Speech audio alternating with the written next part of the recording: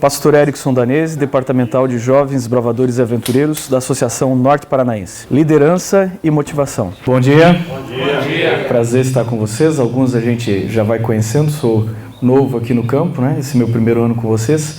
Mas é um prazer estar aqui nessa escola de liderança, nessa escola de teologia, capacitando a todos vocês. Um prazer também falar àqueles que vão assistir esse vídeo depois. Eu gostaria de começar com vocês fazendo uma breve meditação que tem a ver com o nosso tema de estudo hoje. Nós vamos estudar sobre liderança e motivação.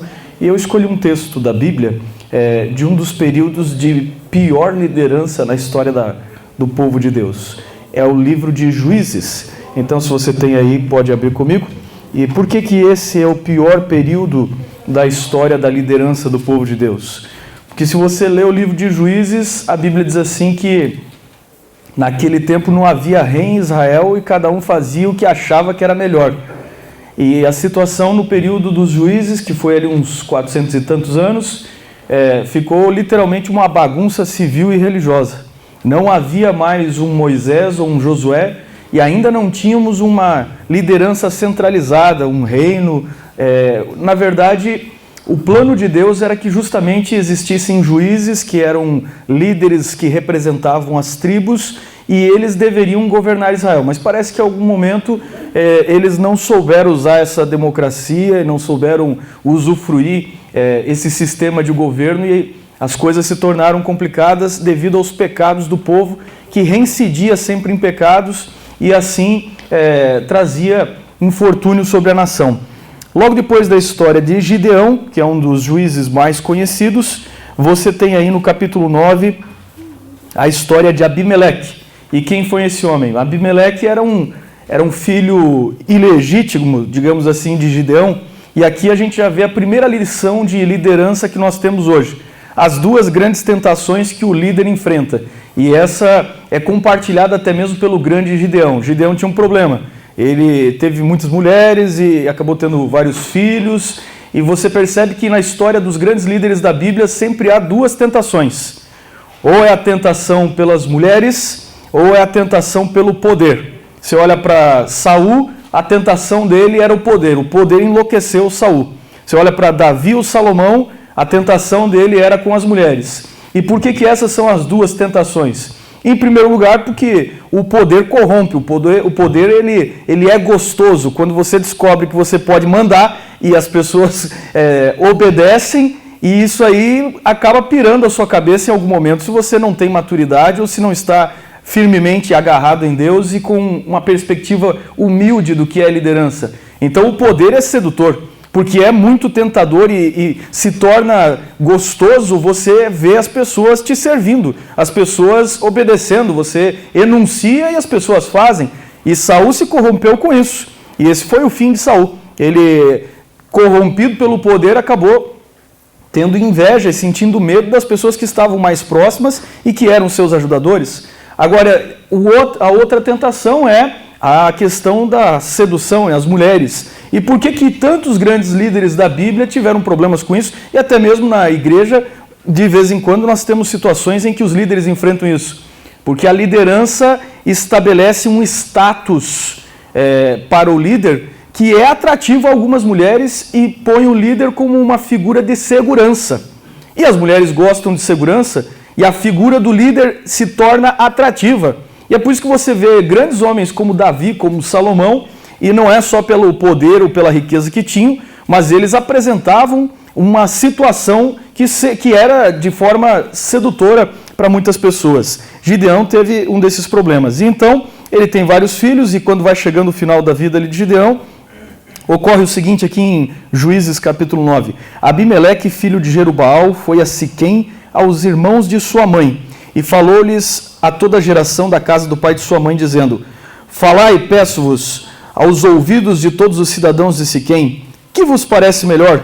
Que 70 homens, todos os filhos de Jerubaal, então olha só, o camarada tinha 70 filhos aí, né?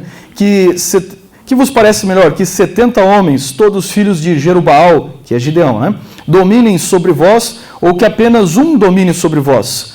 Lembrai-vos também que eu sou osso vosso e carne vossa. Então os irmãos de sua mãe falaram a todos os cidadãos de Siquém todas aquelas palavras, e o coração deles se inclinou a seguir Abimeleque, porque disseram, é nosso irmão. E deram-lhe 70 peças de prata da casa de Baal-Berite, com os quais alugou Abimeleque uns homens levianos e atrevidos, que os seguiram.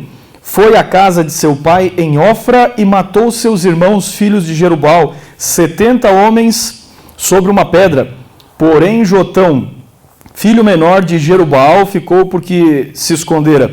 Então se ajuntaram todos os cidadãos de Siquém e toda Bet-Milo e foram e proclamaram Abimeleque rei junto ao carvalho memorial que está perto de Siquém. Bom, essa é uma história fantástica. Nós temos aí um golpe de Estado e o nosso amigo Abimeleque, que é um filho ilegítimo, ele resolve tomar o poder. E é claro, para tomar o poder, ele mentaliza que ele tem que se livrar de todos os rivais. Então a grande tentação é o poder. E para você ter garantia que você pode mandar sozinho, você tem que eliminar qualquer pessoa que possa concorrer com você.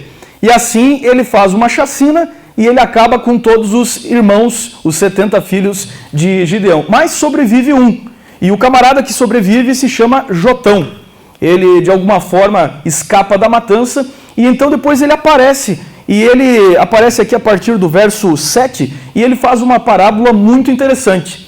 Ele olha para o povo que aceitou a liderança ditatorial de Abimeleque e ele simplesmente não compreende como é que as pessoas aceitaram um ditador e como é que as pessoas apoiaram um homem que alugou um exército particular, a Bíblia diz, de homens levianos. Então você fica se perguntando como é que as pessoas admitiram seguir, por exemplo, um Hitler. Como é que as pessoas admitiram seguir um Mussolini, tiranos, mas eles não estavam sozinhos no poder, eles tinham um exército, eles tinham pessoas que os seguiam, não poucas. Como é que o mundo se dá o trabalho de seguir os tiranos? Bom, a Bíblia diz que ele alugou algumas pessoas, ele formou um exército particular, ele deu esse golpe de Estado e as pessoas se conformaram com aquela liderança. E por que se conformaram? Porque onde você não tem liderança nenhuma, o pior pode acontecer. A liderança naquele tempo, eu disse para vocês, era negligente. O livro de Juízes diz que cada um fazia o que achava que era mais certo. Era uma liderança negligente. Era uma liderança que não estava disposta a ser sacrificada. E quando alguém com más intenções teve a chance, ele não hesitou. Mas sobrevive Jotão. E aí ele surge no quadro e ele faz uma pequena parábola. Ele diz assim, olha, as árvores se reuniram para decidir quem é que ia liderar, quem é que deveria liderar as árvores, quem deveria reinar sobre as árvores. A parábola é muito legal. Aí ele começa a dizer assim, olha, as árvores se reuniram e elas convidaram a oliveira para reinar. E disseram assim, vem oliveira, reina sobre nós. E a oliveira diz assim, mas como é que eu ia deixar o meu azeite e ia gastar meu tempo liderando vocês? Então perceba, uma liderança negligente. Há pessoas capacitadas naquela igreja, naquele povo, naquela nação, mas as pessoas não estão a fim de assumir as responsabilidades e não estão a fim de carregar o fardo da liderança. Então Oliveira não quer. Aí eles dizem assim, bom, então vamos convidar outra árvore. E aí na sequência surge aqui a figueira. E a figueira olha e diz assim, não, mas como é que eu deixaria os meus figos, os meus frutos e abandonar toda a produção dos meus frutos para liderar sobre vocês? E a figueira também não quer, a figueira também se torna negligente. Veja, você começa a estabelecer um paralelo com aquela parábola de Jesus, que ele convida o pessoal e cada um dá uma desculpa para não ir na festa, não é? E aí então tem o convite para a videira, e a videira diz assim, não, mas eu também vou abandonar as minhas uvas e o meu vinho para liderar sobre vocês. Como ninguém se atreve a liderar, como ninguém quer se sacrificar, como ninguém se dispõe a fazer o que é difícil e exige um pouco de sacrifício, aí as árvores se reúnem e dizem, olha, já que ninguém quer, vamos convidar o espinheiro para liderar, para reinar sobre nós. E o espinheiro gosta da ideia. E o espinheiro na parábola é Abimeleque. Porque essa é a grande lição da parábola. Onde as pessoas são negligentes, pode ser que o pior vai se tornar líder. E as piores coisas vão acontecer com o povo. Então nós estamos aqui com vocês nessa manhã e vocês estão assistindo esse vídeo e o nosso grande objetivo aqui é compreender que vocês são os convidados para liderar. Vocês são aqueles que Deus chamou para exercer o papel da liderança. E se nós nos tornarmos negligentes com a nossa parte, pode ser que não vocês, mas pode ser que se levantará um espinheiro qualquer, soltando espinhos, fogo, e você sabe que o espinheiro não tem frutos, o espinheiro não tem sombra, e o espinheiro só causa incômodos. E você sabe que se você não se levantar, por certo, pode ser que o pior venha a acontecer. Então, nós não estamos nos dias de juízes. Graças a Deus, Deus chamou vocês para liderar, e o povo não anda por aí querendo fazer o que quer, do jeito que quer. Existe liderança hoje, e Deus estabeleceu vocês para serem capacitados e para liderarem. Nós vamos gastar os próximos minutos vendo um pouquinho sobre técnicas de liderança e um pouquinho sobre técnica de motivação, mas eu gostaria de, antes de partir para a aula por si só, eu gostaria de gastar um minuto aqui orando com vocês, ok? Então, da forma como estamos, quem sabe podemos ficar em pé, pelo menos, e eu não vou pedir para nos ajoelharmos, para ter um contato visual ainda com o vídeo, mas nós vamos gastar um momento orando aqui pelas nossas igrejas, pelos nossos liderados e também aqui por essa escola de liderança que é um projeto fantástico que tem sido desenvolvido pela Associação Norte Paranaense. Vamos orar. Bom Deus e bom Pai, nessa manhã nós nos levantamos em Tua presença para buscar a Tua sabedoria, para buscar o Teu conhecimento e dizer, ó Pai, que nossas técnicas ou nossa presunção nada é, porque reconhecemos que a verdadeira liderança, ela é um dom que o Senhor concede e distribui, e o Senhor dá a quem quer. Nós reconhecemos que toda a sabedoria vem do alto e dos céus. E permita, Senhor, que nessa manhã possamos sair daqui um pouco melhores e motivados para o Teu serviço. Amém. É o que nós oramos em nome de Jesus. Amém. Amém. Muito bem, meus queridos, muito bem, amigos que estão nos assistindo, nós vamos trabalhar um pouquinho então sobre liderança e motivação. Vou começar com vocês lendo um provérbio de uma tribo indígena, que eu acho interessante. Esse provérbio diz assim, não ande atrás de mim, talvez eu não saiba liderar, não ande na minha frente, talvez eu não queira segui-lo, ande ao meu lado para podermos caminhar juntos. E nessa manhã nós vamos aqui caminhar juntos e o nosso programa eu vou dividir em duas partes aqui. Na primeira parte nós vamos ver as principais técnicas de liderança e na segunda parte as principais técnicas de motivação, ok? Vamos compartilhar juntos aqui algumas experiências e trabalhar alguns conceitos com vocês. Primeira técnica de liderança que nós vamos abordar com vocês é a liderança autocrática. É uma liderança centrada no líder, onde o líder é um enunciador das tarefas. Então, quem é o líder? Na liderança autocrática, o líder ele é como se fosse um treinador. Eu gosto da figura do treinador de vôlei da seleção brasileira. Esse homem ganhou muitos títulos e ele é conhecido por uma personalidade, o Bernardinho, né? Ele é conhecido por uma personalidade autocrática. Meu amigo, quando esse camarada entra em quadra com o time dele, é ele que fala e o time que escuta. E ninguém questiona isso porque o cara ganha. E o povo sabe que ele é bom. E os jogadores sabem que ele é bom. Eu sempre fico me perguntando que se ele for para a linha de vôlei, se ele é tão bom quanto os jogadores dele. E a resposta é, provavelmente não. E ele é bom no quê então? Ele é bom em mandar. E esse é um fato que nós temos que reconhecer, que algumas pessoas, por visão, por capacidade, algumas pessoas até por personalidade, são boas em mandar, certo? Há algumas pessoas que são boas em alguma tarefa, mas necessariamente não quer dizer que ela saiba expressar e ela saiba dirigir essa tarefa, ok? Então, esse camarada, ele tem um talento nato. Ele tem o talento de enunciar, ele é um líder autocrático, e a liderança autocrática necessariamente não é uma liderança ruim. Hoje em dia se fala muito da liderança democrática, que nós vamos abordar já já, mas as pessoas criaram um conceito de que a liderança em que uma pessoa manda, comanda, que lidera, que essa é uma liderança ruim. Necessariamente não. Por exemplo, se você for medir pelos frutos, pelos resultados, você tem que admitir que o cara vence. e onde o camarada produz e dá resultado, como é que você vai questionar isso? Certo? Imagine nesta situação, se cada um dos jogadores começasse a querer dar a sua opinião. Está no calor do jogo, e cada um diz, não, mas eu acho que a gente tinha que atacar mais, outro, eu acho que a gente tinha que defender mais. E isso pode gerar um momento de desacordo que não há tempo para ser resolvido. Então a primeira coisa que eu queria ensinar para você sobre liderança é que necessariamente não existe uma técnica certa ou uma técnica errada. A técnica tem muito a ver com a circunstância que você está liderando, a técnica tem a ver com o seu tipo e a sua personalidade de líder, e a técnica tem a ver com a necessidade do grupo.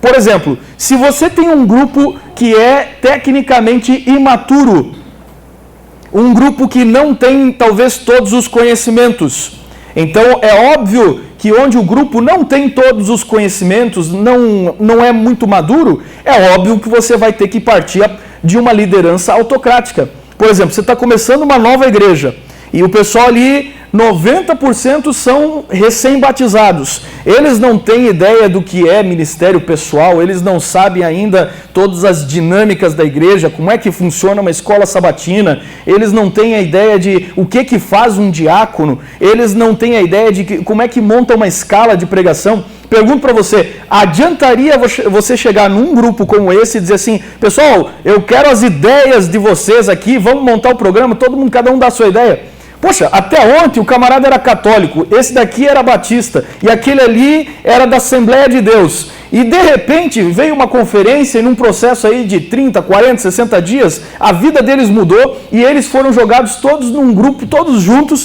pessoas diferentes, sem nenhuma experiência para começar o que eles estão começando. Adiantaria você ter uma liderança muito diplomática, uma liderança muito participativa ali? Você pode com certeza pegar algumas ideias deles, mas eles não estão preparados tecnicamente para ter uma visão do futuro ou das necessidades. Você que tem experiência tem uma visão das necessidades. Então, numa situação como essa, liderança autocrática é a melhor forma de liderança. Agora, pode ser que também o grupo é experiente, mas há uma situação em que não há muito tempo para você ficar discutindo, ou há uma situação em que você precisa realmente tomar decisões mais rápidas, a liderança autocrática ela pode ser uma forma de liderança para esse momento. Pastor Cristiano, quem sabe se a gente encostar a porta fica mais gelado aí o clima? Eu estou achando, você acha que pode melhorar, né? Está mais abafado ou não? Tá bom? Então beleza, é que eu sou meio... Ok, vamos adiante aí, depois a gente edita aqui, né, e corta essa parte da filmagem. Muito bem, quando a gente pensa, por exemplo, no universo, nós pensamos na pessoa de Deus. Eu gosto de pensar na liderança de Deus. Ainda dentro desse conceito de liderança autocrática, a liderança autocrática não quer dizer que você lidera necessariamente sozinho, certo? Por exemplo, se você pensa na pessoa de Deus, Deus tem uma liderança que ele enuncia, que é autocrática, mas Deus age num conselho. Deus age no conselho da Trindade. E quando você pensa na criação, Deus ele cria e coloca as criaturas no seu lugar. Você olha para a criação, Deus coloca a árvore para ser árvore, para produzir oxigênio e tudo mais. Deus coloca os animais no campo, Deus coloca os peixes no mar. E quando você estuda a natureza, existe a gente chama de ecossistema, onde cada criatura desempenha um papel na natureza, certo? E existe um equilíbrio na natureza. Quem é que fez esse equilíbrio? O líder. E quem é o líder? Deus, porque ele estabelece as coisas no seu lugar. Lição importante para essa manhã, qual é uma das funções da liderança? Uma das funções da liderança é você ter a capacidade de ajustar as coisas no seu lugar. A liderança é você olhar e perceber que as coisas estão confusas, elas estão desorganizadas e você precisa colocar as coisas no lugar certo, certo?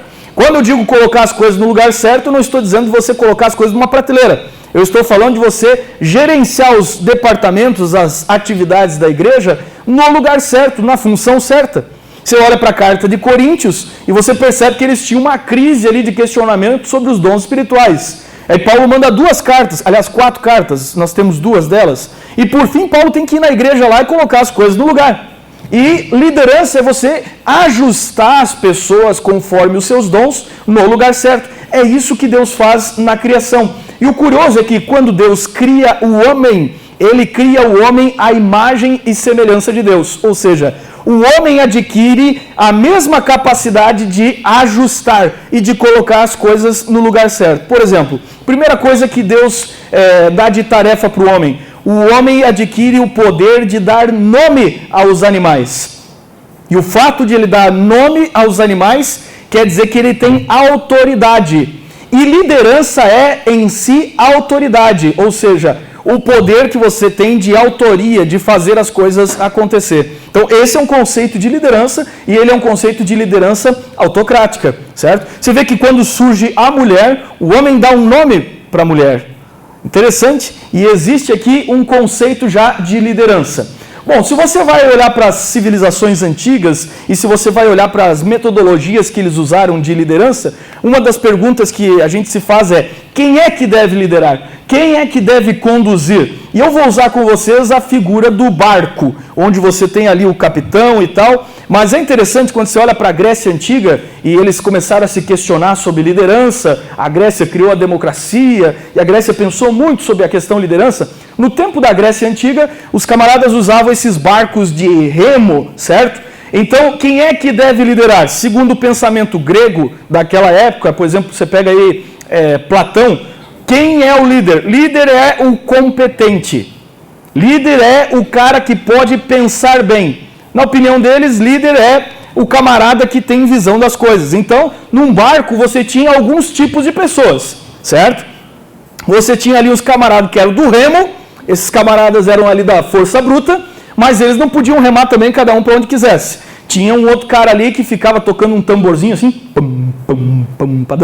para dar o ritmo da remada, né? E aí tinha que remar conforme o ritmo, se o ritmo aumentava, aí aumentando a velocidade do barco. Tinha ali um camarada que ficava no leme, mas esse não é o comandante do navio, e tem o comandante do navio. Quem é o comandante do navio?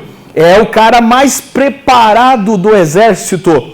E depois tinha uns caras que eram da força bruta. Quem que é esses caras da força bruta? É uns caras que pensavam um pouco, mas eles eram bons de briga, eram os soldados. Então, numa batalha naval, você tinha aqui 3 tipos de pessoas. Os caras que conseguiam trabalhar em equipe, que era a turma do remo.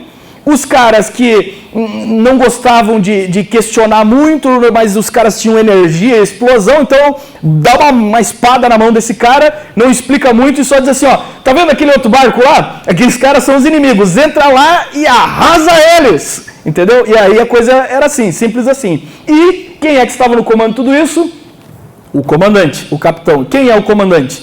É o cara mais inteligente do barco, que tem visão das coisas e que pode liderar, certo? Então, esse é o conceito da Grécia Antiga sobre liderança. Por isso, nesse ponto aí, a liderança deveria ser mais autocrática. Agora, a questão é que muitas vezes quem vai liderar, ali faltando, quem vai liderar não é o sábio, mas às vezes essa lógica grega era contrariada. E quem liderava era o popular ou o poderoso, que é o que você tem aqui, por exemplo, no caso da história de Abimeleque que nós estudamos. Quem é Abimeleque? Ele é o cara mais preparado? Não, não é o cara mais preparado. Ele é o cara mais poderoso, que oprimiu a turma e ele lidera e o resto tem que obedecer. Às vezes acontece que o mais popular era o cara mais eloquente, o cara que falava mais bonito, e ele seduzia a multidão com as suas palavras. E daí, pastor, o que isso tem a ver com hoje em dia? Se você olha para a política, você percebe já de cara que o cara, para se dar bem, além de ele ter influências e poder, ele tem que falar bem e ele tem que, com o discurso dele, ele tem que seduzir a turma. Então, esse aqui é um tipo de liderança que eu estou dizendo aqui para contrastar. Necessariamente não estou dizendo que esse é o modelo de liderança que você tem que usar, mas é o modelo em que uma pessoa mandava e os outros faziam. E esse cara mandava por quê? Ele mandava porque, no entender dele, eles achavam que esse cara tinha mais capacidade do que os outros, certo? Porém, eu gosto muito do estilo de liderança de Abraham Lincoln, e contrastando, você pode usar a liderança autocrática, necessariamente não quer dizer que ela é uma liderança autoritária. Lincoln desenvolveu na democracia uma liderança firme, autocrática em alguns momentos, mas também uma liderança participativa. Lincoln dirigiu o país dele no momento em que a guerra civil estava esfacelando o país deles. E Lincoln, em muitos momentos, não foi o cara mais popular. Tanto não foi popular que assassinaram ele, certo? Então ele dizia o seguinte: a maior habilidade de um líder é desenvolver habilidades extraordinárias em pessoas comuns. E é essa habilidade que você tem que levar daqui, hoje de manhã. O conceito que você tem que ter é desenvolver habilidades extraordinárias nas pessoas. Liderança não é autoritária. Lembre-se, há uma diferença. Autocrático é aquele líder que anuncia, mas ele respeita o seu liderado, ele o faz porque é a sua personalidade, ele o faz porque é a necessidade do grupo, mas ele age como uma autoridade com respeito, certo? Diferente de liderança autoritária, que é o exemplo daquele cara no barco lá que enuncia, ele manda uns para morrer lá na guerra, ele manda uns remar, se não remar ele dá chicotada. Então existe essa diferença entre autocrático e autoritário. Aqui temos uma boa charge, essa é uma charge que eu peguei de um jornal aí um tempo atrás sobre a União Europeia. E ela mostra a Alemanha, né, ou a primeira-ministra da Alemanha, tentando comandar a União Europeia, e aí cada presidente da União Europeia grita de volta, e a moral da história desse barco aqui é que não tem ninguém remando.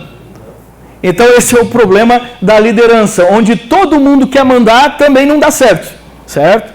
Ninguém quer trabalhar, ninguém quer participar, se todos querem mandar, é preciso que haja uma resolução aqui, mas é uma boa charge para a gente poder entender um modelo fracassado de liderança e uma boa charge para a gente se lembrar da profecia de Daniel, capítulo 2, que diz assim: eles não se unirão, os reinos ali dos pés da estátua de Daniel não se unirão. E essa charge aqui cumpre essa profecia, não se uniriam.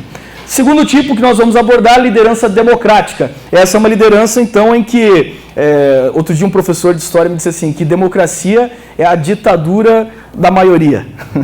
Interessante, é um conceito interessante. Mas o fato é que a democracia é quando, então, o povo participa e o líder fala em nome do povo. E o líder pode ser, então, um representante do grupo ou do povo. As nossas igrejas usam esse sistema, o sistema de representatividade. Então, na sua equipe, você tem ali o líder de jovens, representa os jovens, você tem ali a líder das mulheres, representa as mulheres e assim por diante. Então, essas pessoas estão ali representando, elas são eleitas pelo povo e estão representando. Agora, ele reconhece que seu liderado é superior a ele, naquele setor que o liderado opera.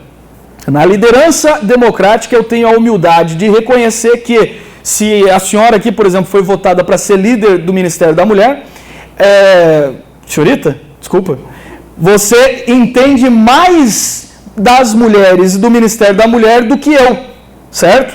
Eu estou liderando geral aqui, mas eu tenho que ouvir o seu conselho, porque na sua área você é superior a mim. Eu posso ser o líder geral da igreja, mas na sua área você entende mais do que eu. Então vamos supor que o amigo aqui seja líder de desbravadores da igreja. Na sua área, o senhor entende mais do que eu. Por isso, os seus representantes o escolheram para o representar, e eu tenho que ouvir o seu conselho, e através do seu conselho eu vou tentando montar as estratégias. Vamos supor que o senhor é o tesoureiro da igreja. Então, como líder, eu tenho que reconhecer que na sua área o senhor está mais a par das finanças da igreja do que eu. E eu tenho que ouvir o seu conselho, porque eu tenho uma equipe de representantes que vão me colocar a par daquilo que é a realidade nas diferentes áreas da igreja. E qual que é o meu trabalho? Meu trabalho é, como líder, tentar gerenciar essas diferentes áreas entre si, certo? Porque o senhor pode entender de tesouraria, mas não vai entender do Ministério da Mulher, você pode entender do Ministério da Mulher, mas não vai entender de desbravadores, e esse é o meu papel, ouvir todos vocês e tentar conjugar isso tudo. Agora, é importante lembrar que liderança não é escolher numa reunião as opiniões que você concorda. Então, vou fazer uma reunião aqui para decidir como é que vai ser o nosso acampamento de verão. A gente faz isso com jovens e tal. Vocês talvez tenham acampamento de verão com a igreja de vocês. Eu vou dar alguns exemplos da minha área, porque, logicamente, eu estou acostumado com a área de liderança jovem. Então, vamos fazer uma reunião aqui do acampamento de verão. E aí, eu solto a pergunta aqui. Vamos acampar onde? E aí, quem sabe, eu gosto da ideia de ir para um hotel, né? Aí um diz aqui, não, vamos acampar aqui na cachoeira tal, o outro diz assim, vamos acampar lá no camping tal, o outro fala aqui, eu acho que eu conheço uma fazenda, uma chácara do fulano, E aí um diz assim, por que a gente não vai para um hotel fazenda, pastor? E aí, como eu gosto dessa ideia, quem sabe dizer, então esse aqui, gente, esse aqui é o caminho, Isso não é liderança. Isso aí não precisa nem fazer reunião para isso. Se você queria dar a sua opinião e queria que prevalecesse a sua opinião, então não reúna ninguém. Então simplesmente anuncie, porque você é um ditador. E aí você está tentando agir de cinismo para dissuadir as pessoas a aceitar a sua opinião, quando você não quer nem ouvir as pessoas. O nome disso é cinismo. Isso não é liderança, isso é hipocrisia. Então isso de fato não é aceitável. Terceiro tipo, a gente chama de liderança liberal, que é a liderança mais ou menos assim, deixa rolar, porque as pessoas com medo e pressão, elas travam ou se amotinam. Então vamos supor, esse é um método de liderança que pouco se usa, mas de vez em quando você tem que usar. Por exemplo, você sentiu que o grupo está tenso, está pesado, ninguém colabora com você. A turma gerou um motim no navio. O que você vai fazer? Enfrentar o navio inteiro? E depois, quem é que vai remar? Quem é que vai assistir as velas e tal? Não adianta, meu amigo. Se o navio se amotinou contra você, deixa rolar. Mas eles vão fazer tudo errado, pastor, e o navio vai afundar. Deixa que afunde. Deixa que afunde. Porque quando tiver assim, com a água na garganta, a turma começa a gritar desesperada. Aí, nessa hora, você pode mudar a estratégia de liderança e dizer assim, se vocês quiserem, agora eu ajudo vocês. Certo? Então, existem situações que realmente as pessoas não querem se ajudar. E existem situações que as pessoas não querem ser lideradas. E você não pode liderar quem não quer ser liderado. Então, num caso desses, de vez em quando tem que deixar rolar até que a coisa chegue a um ponto que você possa novamente interferir. Um pensador grego chamado Aristóteles, ele dizia o seguinte, o que é a liderança? Liderança é você encontrar um lugar que o cara se sente feliz fazendo o que faz. Então, moral da história.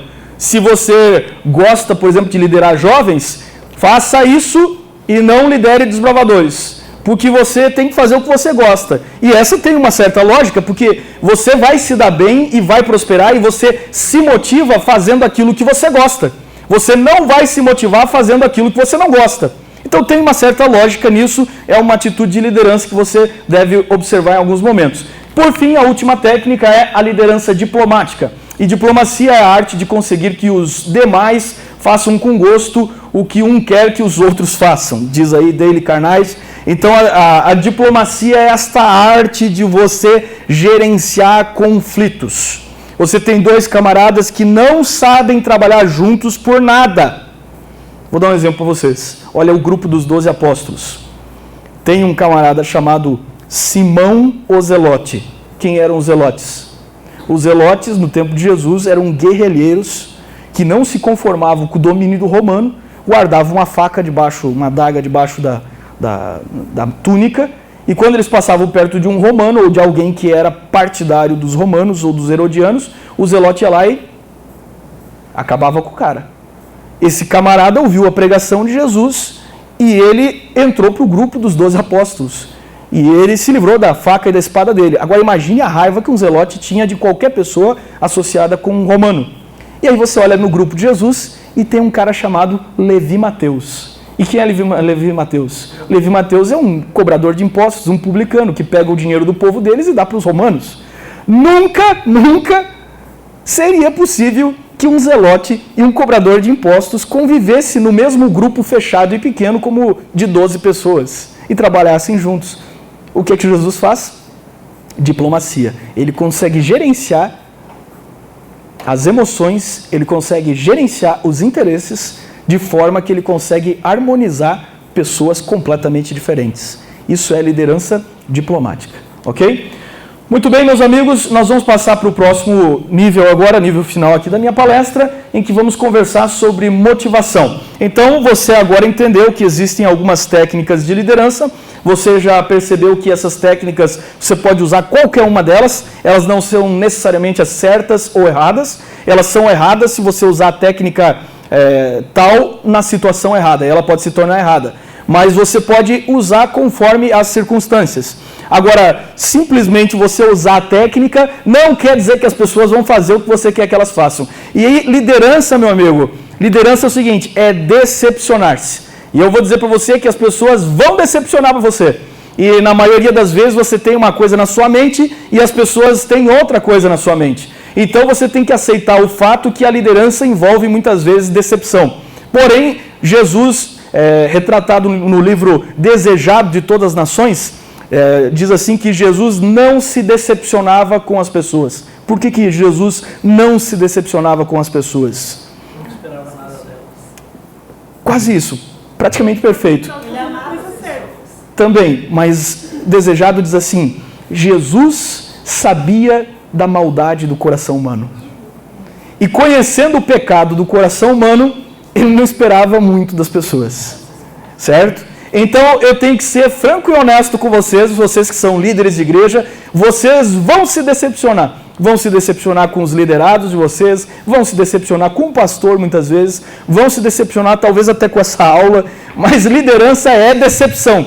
O fato é que às vezes você espera uma coisa e vem outra, e você vai ter que ter maturidade em como gerenciar essa decepção. Quando você é consciente da fraqueza do ser humano, quando você é consciente do estado de pecado do ser humano, então você não se decepciona e você percebe que Deus trata esse que erra de uma maneira completamente diferente, ok? O que é que motiva você? Qual é a sua motivação? Eu vou usar como ilustração uma atividade que tivemos agora há poucos dias atrás, aí algumas semanas, meses atrás, que foi o lideraço. Se você nunca ouviu falar, lideraço é o seguinte, é uma atividade que os líderes bravadores fazem, é tradicional aqui do norte do Paraná. Eu fui a primeira vez com eles, não fui para liderar, eu cheguei para eles e disse assim, olha, eu ouvi falar tanto lideraço que eu quero ir e eu quero ser só mais um ali no meio da galera. E os meus regionais aqui lideraram. E é uma atividade muito legal realmente para quem gosta de atividades de desbravador. Vão só os maiores aí de 16 anos para cima e essa última vez nós fomos para um lugar de cachoeiras que tem aqui, mais para a região sul ali, daqui a pouquinho eu lembro o nome da cidade, mas enfim, e nós, como é que é o nome? Guarapuava, Prudentópolis, é para aquele lado ali. E nós vimos essa cachoeira aí que é o Morro Santo Antônio, acho que Salto Santo Antônio, alguma coisa, um santo desses aí. Enfim, o lugar é tão bonito, coloquei aí uma foto para vocês perceberem. E a pergunta é a seguinte, pastor, como é que esse povo se motiva a trabalhar? E aí eu vou usar a ilustração do desbravador, porque os camaradas trabalham a semana inteira no trabalho deles, muitos deles estudam. E aí chega no sábado, eles vão para a igreja, eles ajudam em todos os departamentos da igreja, e sábado à tarde eles estão na igreja. E domingo de manhã, só tem 2 classes de pessoas que se atrevem a levantar e ainda assim ir para a igreja fazer alguma coisa. A primeira é vocês que estão aqui me ouvindo. E a segunda são os desbravadores que nesse momento estão em dezenas, centenas de clubes fazendo um trabalho voluntário. Os caras largam a família, largam a cama, largam o conforto e eles estão lá liderando. Como é que essas pessoas se dispõem a isso? E Clube Desbravadores é um programa caro, tem uniforme. Só para ir num evento como esse aqui eles pagaram R$220. E como é que eles ainda se motivam a tirar dinheiro e colocar o próprio dinheiro do bolso? Bom, isso aqui é um aspecto que meus regionais chamam de loucura, certo? Então nós vamos tentar entender como é que acontece a loucura da motivação. Enfim, quando você chega no lideraço, a primeira coisa é que você tem que colocar uma mochila de 15 quilos nas costas, porque você vai ter que levar toda a sua comida e equipamento para 4 dias no meio do mato, não pega celular, não pega nada, e você tem que carregar essa mochila. Uma mochila de 15 quilos, a cada 10 quilômetros que você caminha, ela parece que aumenta 10 quilômetros no seu peso. 10 quilos, né? E quando você tira a mochila, eu costumo dizer que a sensação é de gravidade zero. É como se você flutuasse assim, né? Tivesse no espaço flutuando. Aí você percebe que é gostoso não carregar peso. A primeira arrancada do lideraço foi uma subida de 4 quilômetros, para você subir nessa estrada pedregosa e chegar até a entrada do mato, quando você então mergulha na selva ali no mato e nunca mais, só depois de 4 dias você vai ver a civilização. E aí começa a descer no meio do mato. Então, meu amigo, tem que ter motivação para fazer essa escalada, para fazer essa subida aí. Por fim, você entra no mato e aí você sai do mato e o que você encontra é mato.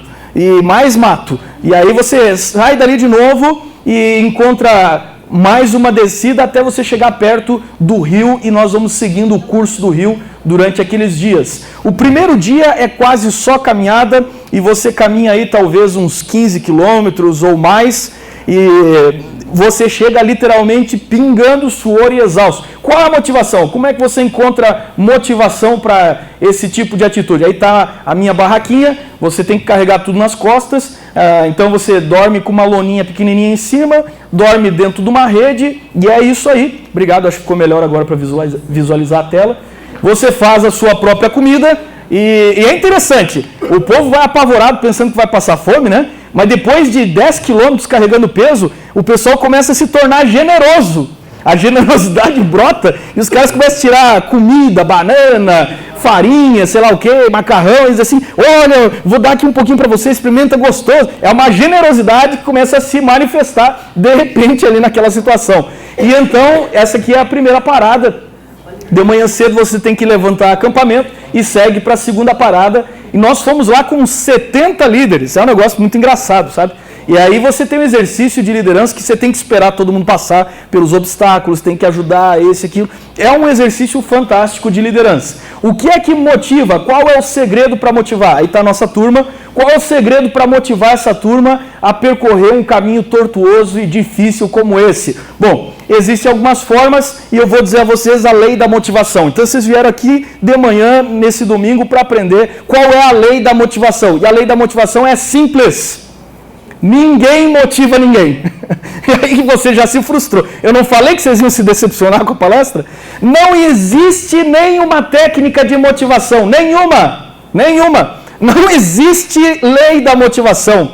Porque simplesmente a única coisa que eu descobri depois de anos liderando o Desbravador e alguns anos como pastor é que ninguém motiva ninguém. Como assim ninguém motiva ninguém? A realidade é que as pessoas se automotivam. As pessoas têm as razões delas. Uns caras vão para o lideraço porque eles querem fazer um teste meio de Rambo, meio de soldado, e aí você vê aqueles caras chegar assim cheio de faca, de facão, tem uma faca aqui, outra faca aqui, e mochila e não sei o quê, e os caras carregam aquele peso para nada. Você vê os caras assim com aquelas botinas, tem uns caras que são dessa loucura.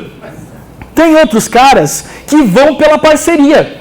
O amigo dele está indo, ele quer ir também para dar risada e tal, e essa é a festa.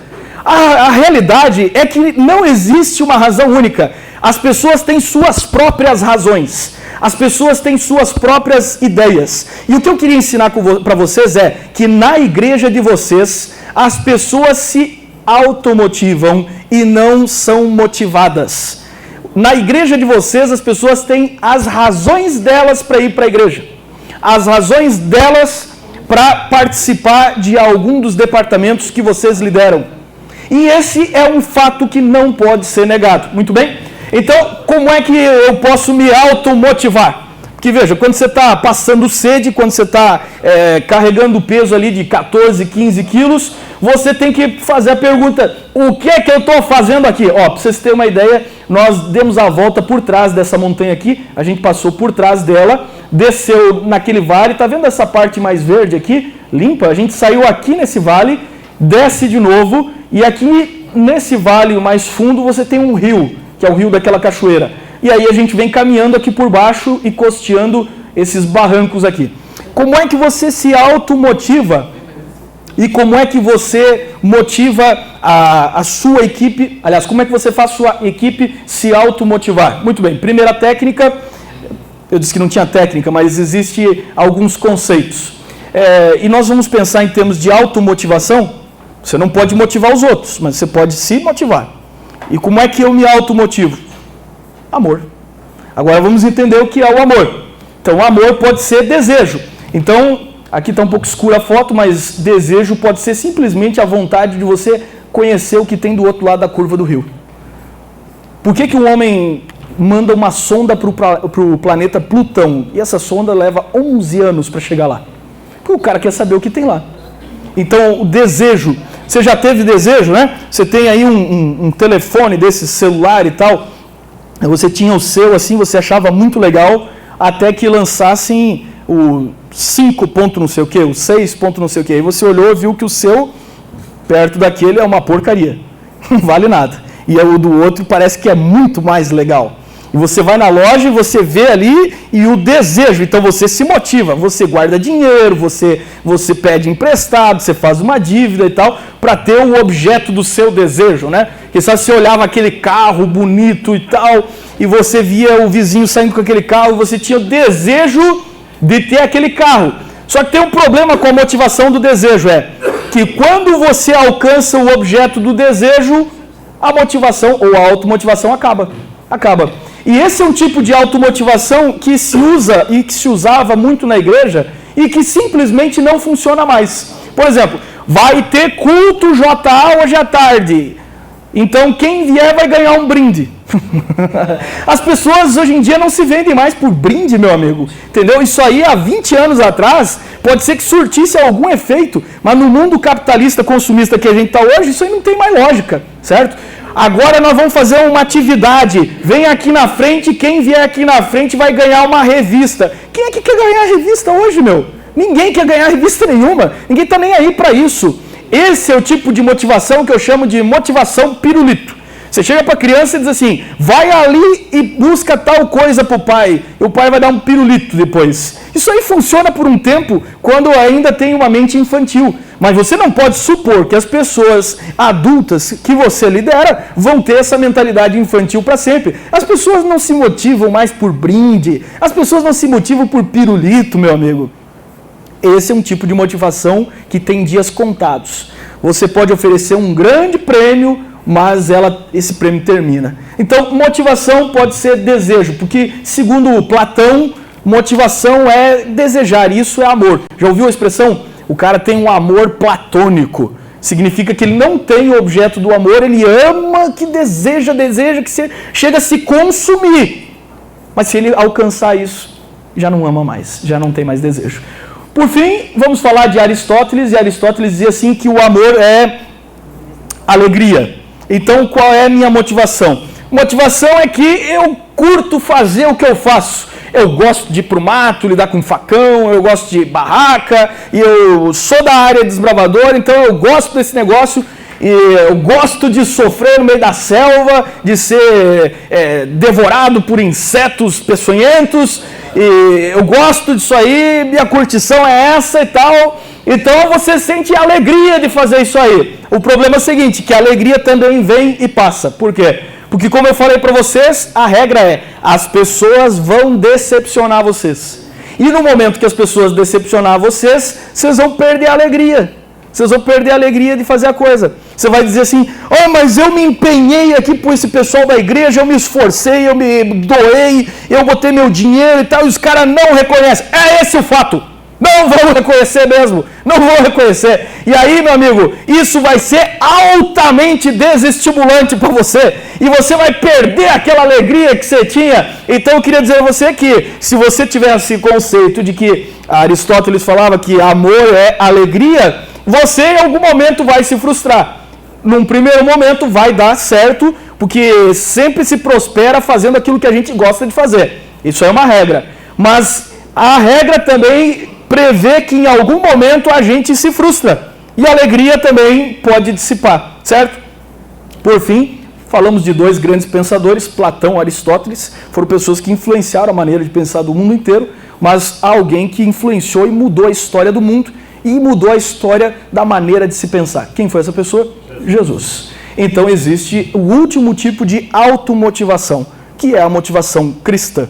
E aí é interessante, porque amor é compartilhar a vida. A motivação cristã é você viver em detrimento do outro, e você deseja que o outro se dê bem, e você sente alegria quando o outro está alegre. E na motivação cristã, a lógica é que você vive para compartilhar os momentos de alegria dos outros. Então aí estamos nós numa parada no meio da caminhada, você pode ver como é que a gente caminhava lá, e você começa a olhar para aquelas pessoas e percebe que vocês ali estão felizes porque estão felizes juntos. Porque não tem graça aí fazer isso aqui, só você lá sozinho, andando perdido no meio da selva. A graça é você ver a alegria do seu grupo, a graça é você ver os desejos, os sonhos do seu grupo alcançados, e então isso automotiva você, porque motivação cristã é você compreender as necessidades do outro e você se satisfazer em alegrar a vida do outro. Esse é Jesus. Ele está numa boa no trono de glória e ele vê o seu filho sofrendo nessa terra. Então qual é a motivação dele? Eu me automotivo a salvar aquele que eu amo. E esse é amor no sentido cristão. Eu troco de lugar com ele. Eu vou para a cruz no lugar dele. Minha mãe ficou um tempo no hospital, fez uma cirurgia, não deu certo, teve uma infecção e durante um mês ela ficou lutando com a infecção entre a vida e a morte. Eu pedi licença, meu presidente, viajei até lá, fiquei uma semana com ela. De tanto ficar deitada na cama, estava criando água no pulmão e esse negócio todo. E um dia foram lá fazer um procedimento, e aí botaram minha mãe sentada, pegaram uma agulha enorme desse tamanho assim, pá, nas costas dela assim. Sem anestesia, sem nada, não sei se você já viu fazer isso. Colocaram a agulha ali, eu só vi que minha mãe fez assim, ó. Naquela hora eu olhei e pensei comigo assim, conversei com Deus e disse assim: por que não troca? Dá agulhada em mim, então. Isso é o amor cristão. Essa é a motivação cristã. Quando você julga o outro, como diz Paulo, superior a si mesmo.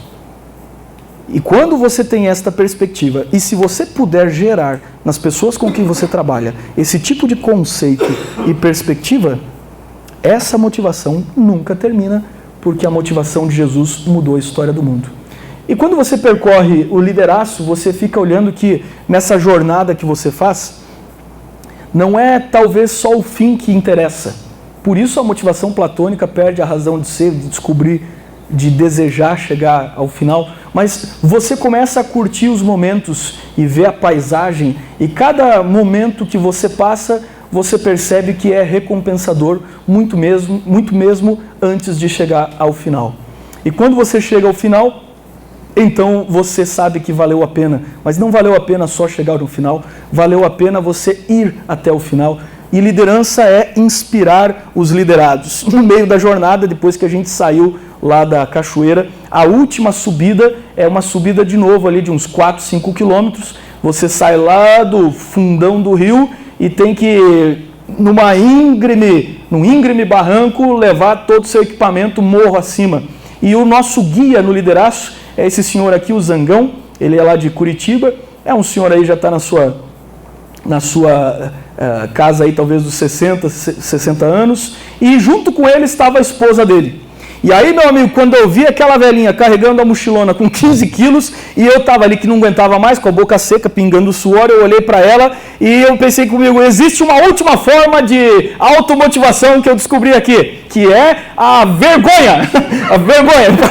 Eu olhei assim, se essa senhorinha aí consegue fazer negócio e não está nem reclamando, então eu me tomei de vergonha, pensei, eu departamental, estou aqui morrendo. Eu me enchi de energia, botei a mochila nas costas e arranquei morro acima, triunfante, não é?